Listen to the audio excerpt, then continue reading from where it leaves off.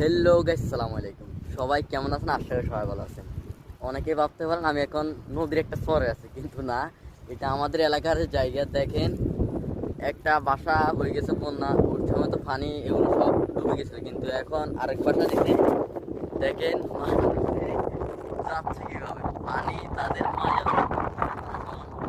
মানুষের এই এই দেখেন, এইসব জায়গাতে সবাই ধান চারা রোপণ করছে, কিন্তু এখন এই চারাগুলো সব ডুবে গেছে পানির নিচে।